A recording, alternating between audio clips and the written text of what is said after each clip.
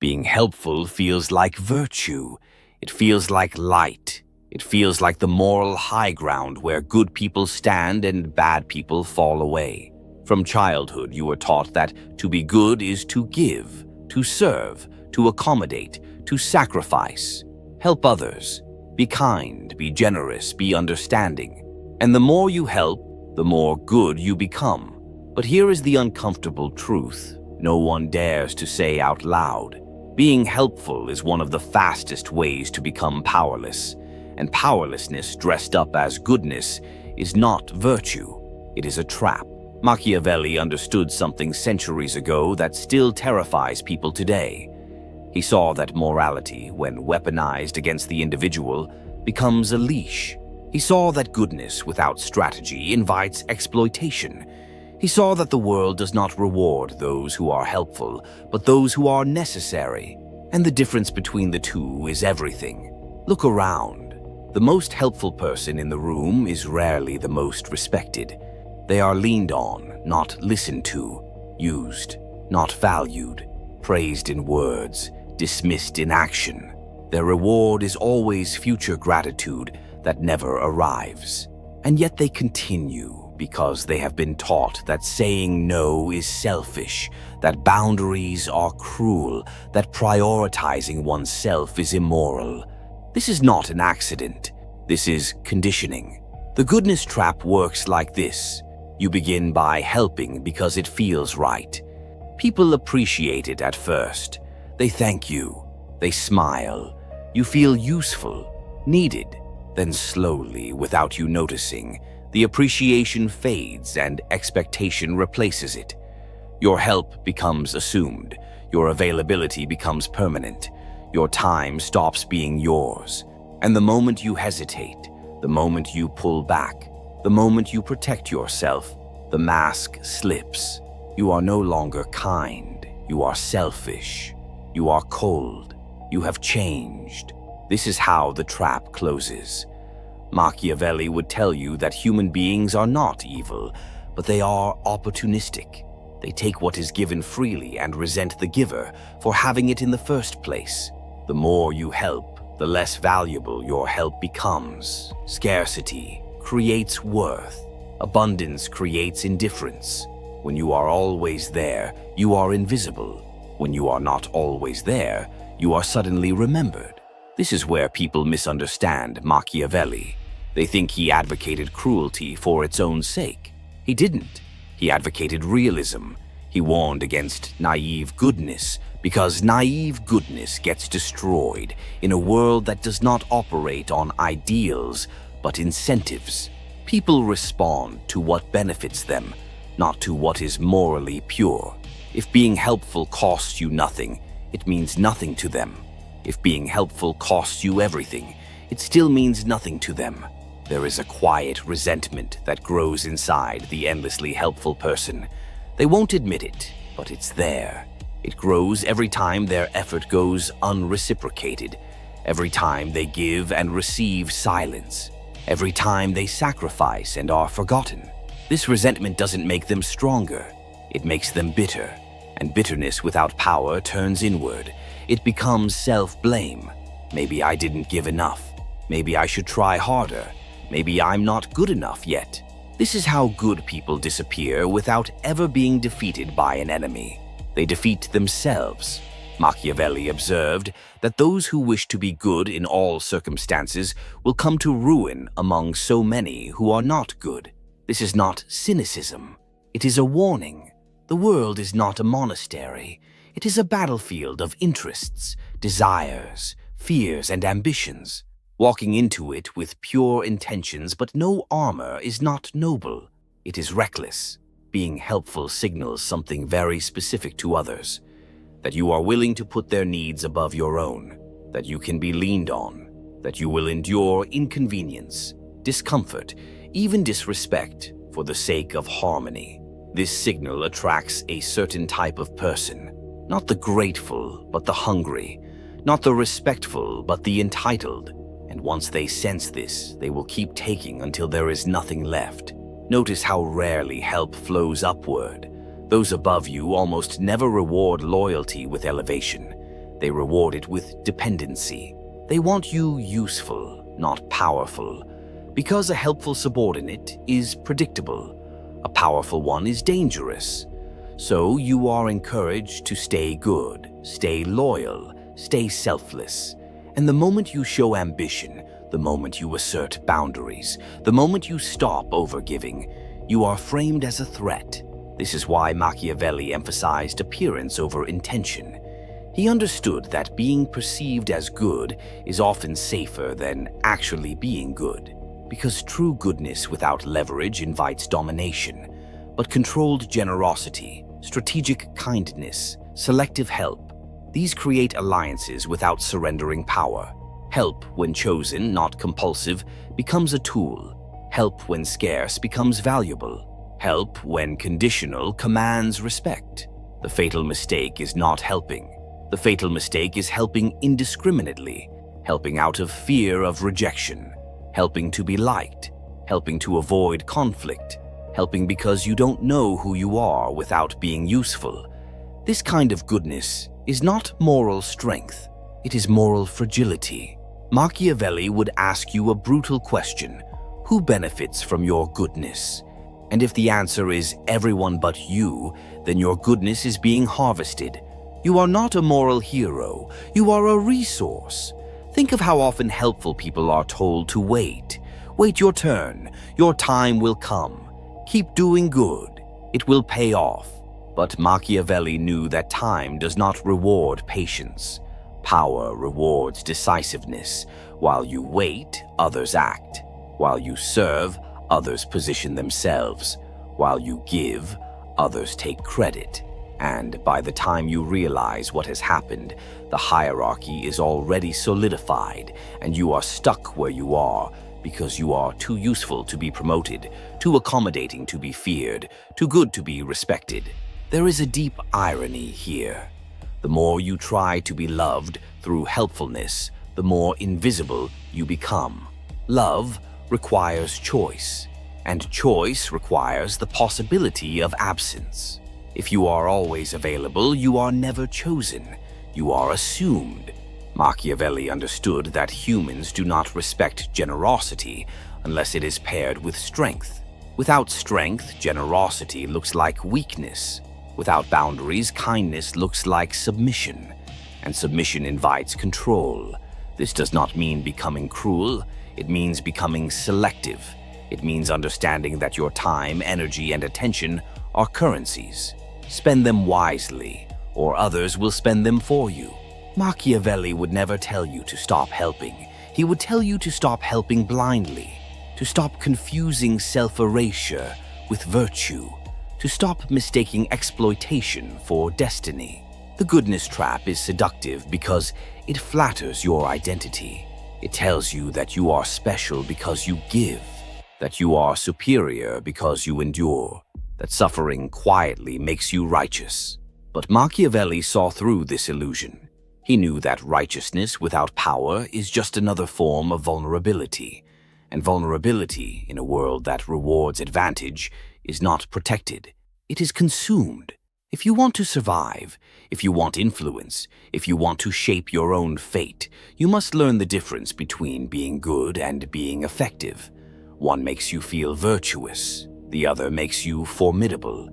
And the world, whether you like it or not, bends not to those who are helpful, but to those who are indispensable, unpredictable, and capable of withholding as much as they can give.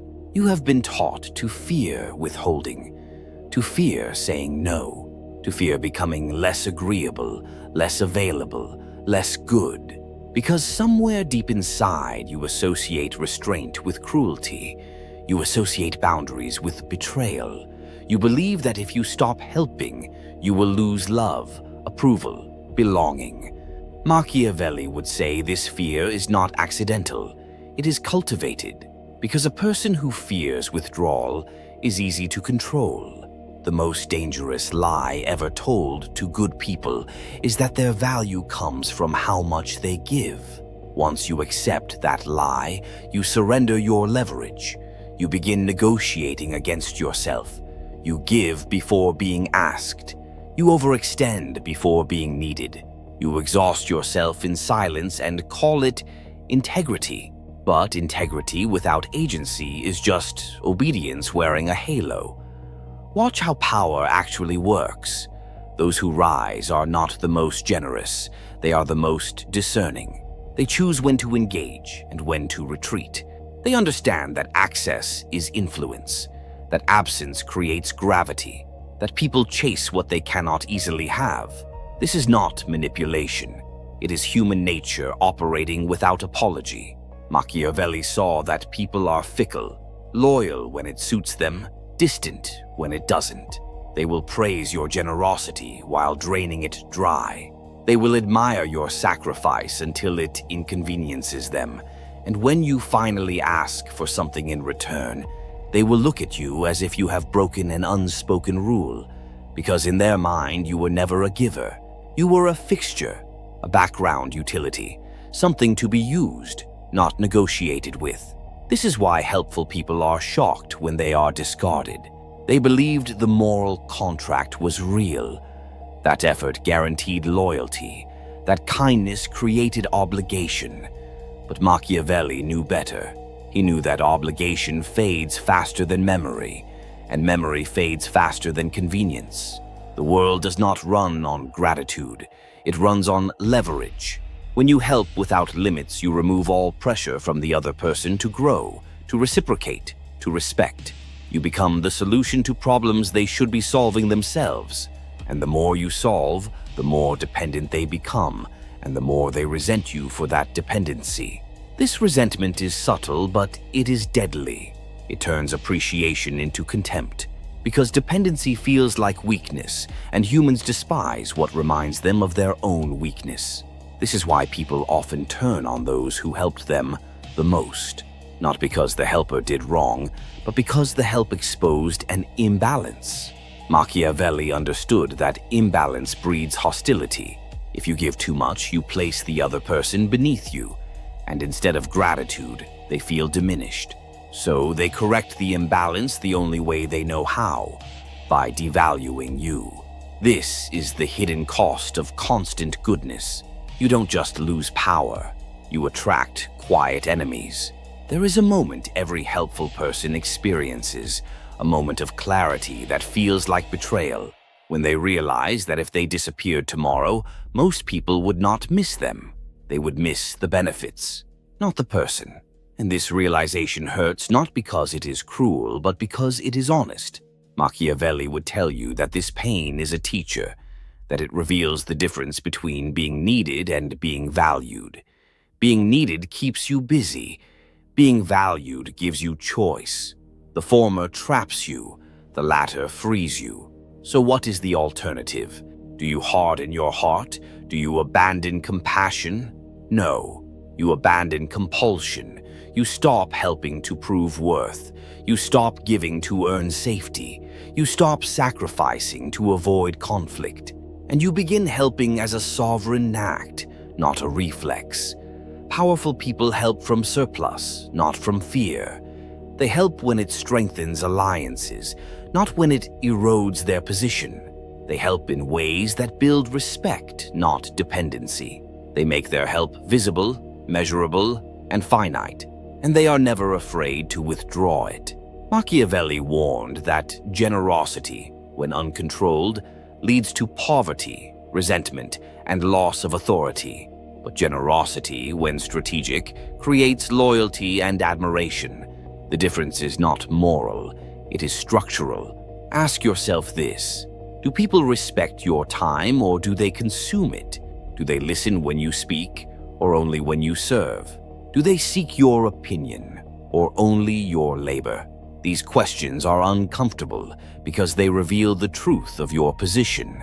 And Machiavelli believed that facing uncomfortable truths was the first step to power. There is a reason why those who say no are often feared more than those who say yes. Fear is not always terror. Sometimes it is simply awareness. Awareness that access is not guaranteed, that approval is not automatic, that cooperation must be earned. This awareness changes how people treat you. The goodness trap convinces you that being feared is evil, but Machiavelli made a distinction that most people ignore. It is not fear itself that corrupts, it is hatred, and hatred comes not from firmness, but from unpredictability and humiliation. Clear boundaries do not create hatred, they create clarity. Clarity stabilizes relationships far more than endless accommodation. When you stop overgiving, something strange happens. At first, people push back. They test you. They accuse you of changing, of becoming selfish. This is not because you are wrong. It is because the old dynamic benefited them. Resistance is proof that the shift matters. Machiavelli would say this moment is critical. If you retreat back into old patterns to restore comfort, you confirm your weakness. But if you hold your ground calmly, without apology, without aggression, the hierarchy recalibrates. People adjust. Some leave. Some respect you more. Some reveal themselves as parasites who were never allies to begin with. This loss is not a failure. It is a purification. The goodness trap thrives on your fear of being alone. But Machiavelli understood that solitude with power is safer than company without it. A person who can stand alone cannot be easily coerced. A person who needs approval will always be governed by those who grant it. You were taught that goodness is selflessness. Machiavelli would argue that unchecked selflessness is self-destruction. True strength lies in balance, in knowing when to extend a hand and when to let others fall. Not out of cruelty, but out of realism. Because rescuing everyone eventually drowns you. The world does not need more martyrs. It needs fewer fools. When you reclaim your boundaries, your help becomes intentional, rare, impactful, and because it is no longer guaranteed, it is finally respected. You stop being the background support character in everyone else's story and become the author of your own. This shift is quiet but irreversible, and once you experience the difference between being endlessly helpful and being strategically generous, you will never confuse the two again. Because at the end of the day, Machiavelli was not interested in goodness that feels noble and ends in ruin. He was interested in survival, in influence, in agency. And he would tell you that the greatest kindness you can offer yourself is to stop bleeding for those who would never bleed for you, to stop giving without power, and to understand that in a world ruled by incentives, the most dangerous mistake is believing that goodness alone will save you. Once you see this, you cannot unsee it. Every interaction begins to reveal its true structure. Who initiates? Who accommodates? Who benefits? Who absorbs the cost? And you begin to notice how often you have been trained to confuse peace with submission, harmony with silence, goodness with self-denial. Machiavelli would say that the first victory is awareness. Not because awareness fixes everything, but because it ends the illusion. Illusion is the fuel of the goodness trap. The illusion that people will remember. The illusion that effort accumulates moral credit. The illusion that one day, finally, you will be repaid. But power does not operate on delayed justice. It operates on immediate consequence. What you tolerate becomes your position. What you allow becomes your rank. The helpful person is always told they are strong, but notice how rarely they are protected. Strength that cannot defend itself is not strength, it is endurance. And endurance is only admirable when it serves a purpose chosen by the one who endures. When endurance is imposed, it is exploitation. Machiavelli would ask you another ruthless question. If your kindness disappeared tomorrow, what would replace it? Respect or replacement? If the answer is replacement, then your role was never valued. Only your output was. This is why he warned against being loved more than feared when love is unstable. Love that depends on usefulness is not love. It is convenience. and convenience evaporates the moment it becomes inconvenient. Fear, when grounded in consistency and boundaries, outlasts affection built on overgiving. Not because fear is noble, but because it is reliable. The modern world romanticizes burnout. It celebrates those who give until they break and calls it passion. It praises those who overextend and labels them dedicated. But Machiavelli would recognize this pattern immediately. A system that glorifies self-sacrifice is a system designed to extract, and those who refuse to be extracted are labeled selfish, so others don't follow. There is a reason why the most exploited people are also the most morally shamed. Shame keeps them compliant. Shame convinces them that asserting needs is a moral failure, that wanting more is greed, that protecting energy is betrayal. This is not ethics. This is control. Once you stop helping automatically, you confront something uncomfortable: emptiness, silence, space. The space where you used to be busy, fixing, saving, smoothing, absorbing. Many people panic here. They rush back into usefulness because emptiness feels like irrelevance. But Machiavelli would tell you that emptiness is where power accumulates. Because power requires room. Room to decide, room to act, room to withhold. When you are constantly giving, you are constantly reacting. Reaction is not authority. Reaction is subordination to other people's agendas. Authority begins the moment you decide what deserves your energy and what does not. You may notice that when you stop overgiving, some people become hostile, not openly, but subtly. Passive aggression, guilt, withdrawal. This is not because you harmed them, it is because you disrupted a benefit they felt entitled to. Entitlement always disguises itself as morality when challenged. Machiavelli understood that morality is often used as a weapon by those who benefit from the status quo. They will call you selfish for doing what they would never do for you. They will call you cold for refusing to sacrifice what they were happy to consume. And if that language works, if it pulls you back into guilt, then the trap resets. The hardest part of escaping the goodness trap is accepting that some people will never like the version of you that has boundaries. And that is precisely why those boundaries matter. Approval that requires self-erasure is not approval worth having. You begin to realize that much of what you called kindness was actually fear. Fear of conflict, fear of abandonment, fear of being seen as bad. Machiavelli would not judge you for this. He would simply tell you that fear-driven behavior is predictable, and predictability is weakness.